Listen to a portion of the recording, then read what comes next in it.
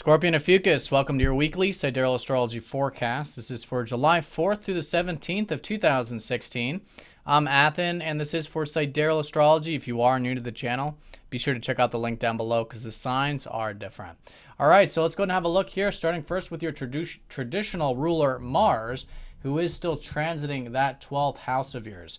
So there is still this bit of reflection, perhaps, maybe getting that alone time, meditative time.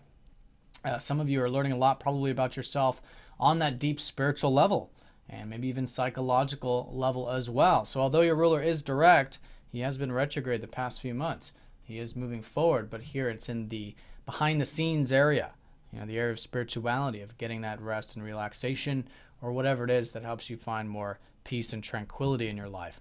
So Mars is actually in very good aspect this week, as you can see here, forming a grand trine. And this trine up to Chiron is particularly important. And this will be exact over the weekend, but as you can see here, all week long, this trine is going to be within orb. So very nice here. This is healing. This is rejuvenation.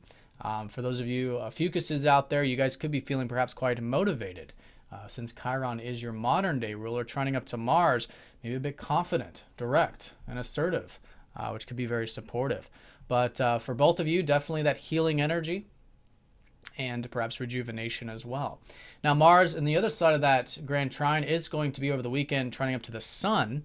So over the weekend you guys could be tapping into that playful, lighthearted, and perhaps creative side of things. And this is because there's been so much focus lately on your 8th house. This has been the house of what really matters to you in life, and where you can have more openness and intimacy and all these deeper things that matter. But these planets are now one by one going out of this 8th house, going into your 9th, which is much more expansive. In fact, Venus has already transited into the 9th last week, and so you could be enjoying perhaps philosophy, nature, going for walks, expanding those horizons. Mercury's going in there this week, and the Sun will, of course, it'll be next week, I believe, that the Sun goes in there next.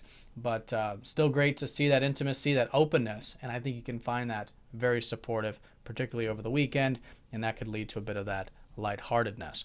All right, so that takes us to relationships, which is seen by Venus, who rules that 7th house of yours. Again, perhaps expansive, seeing the big picture, philosophical in that relationship sector, maybe in terms of how you're exchanging, how you're interacting with others, can really go a long ways, that open-mindedness. And I think you can find that quite enjoyable with Venus in that 9th. So Venus is going to be forming in a couple aspects, or is it one? I think just one aspect here this week. It is going to be over the weekend. As you can see here, the concentration of aspects are over the weekend. But here with Venus conjoining up to Mercury, perhaps there's some communication, maybe some exchanges going on. For a lot of you too, perhaps new insights about what you value. Because, Mercury going over Venus, particularly what you value in relationships, what you enjoy in relationships, and seeing that, understanding that, and perhaps really accessing that intellectual and communicative side in those one-to-one connections. All right, so that takes us to the work sector, which is seen by both Mars and the Sun. Mars rules that 6th house of yours of the routine, the day-to-day work. The Sun rules that career, that 10th house. So things are still very expansive, though. I do want to mention Jupiter and the North Node are still in that 10th house. There should be opportunities, or at the very least some sort of inspiration to continue to expand on that career level. And I think for all of you, that's a great way of utilizing this time period. But here, Mars has been retrograde. So again, just like with your ruler, the things regarding the career have been reflective, particularly the routine, the daily work. But now that's moving forward. And now with Mars in a grand trine this week, you can find perhaps a bit of support with the routine, with the work life. Maybe some healing again taking place. Maybe over the weekend a bit of expressiveness, a bit of joyfulness perhaps with those routines. But again, Mars in the 12th, it is still working behind the scenes, or whatever it is that is so important to have a bit of that rest or presence with the daily work. Now in terms of the Sun is going to be, again, a part of this grand trine. So there is support. Maybe you guys are feeling quite confident with the career stuff over the weekend. And one thing I want to say too is that the Sun is going to be squaring up to Uranus. So if you are feeling on one level, because there's still support with the Sun, but on another level, that square, maybe if you are feeling a bit of that irritability or wanting to break through, break free in some sense, I think presence, awareness, self-awareness, and taking it nice and slow, because there's something to listen to with this. This has been Uranus helping you express yourself, follow your interests, tap into who you truly are, and that can be very freeing when you are expressing yourself in that way. But in this square, it is about taking that nice and slow. All right, so that takes us to the financial side of things, which is always seen by Jupiter, who rules that second house of yours. Pluto, of course, still there, is all about minimalism, non-attachment in the financial life, and I think all of that can be very supportive when you have that perspective. But again, Jupiter here, maybe it's through the career or something like that. You guys are learning more about your values, and perhaps even cultivating some more of those finances through the work or through the career. Perhaps these, again, opportunities there.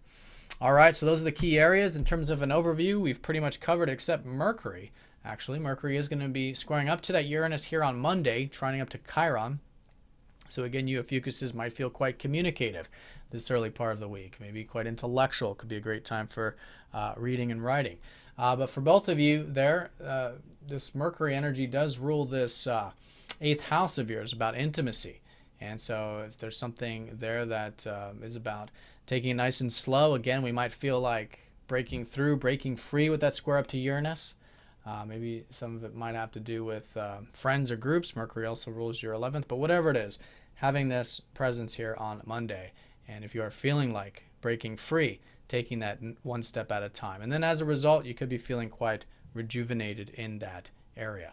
Then, like I said, over the weekend, this is where the concentration of energy is. Mercury will be conjoining up to that Venus that I was talking about too. So just generally, it's a good time to, I think, just connect on that deeper level. And this has been the energy for you anyways, as you're seeing this deeper side of life, whether it's in your interpersonal relationships, with yourself, with life.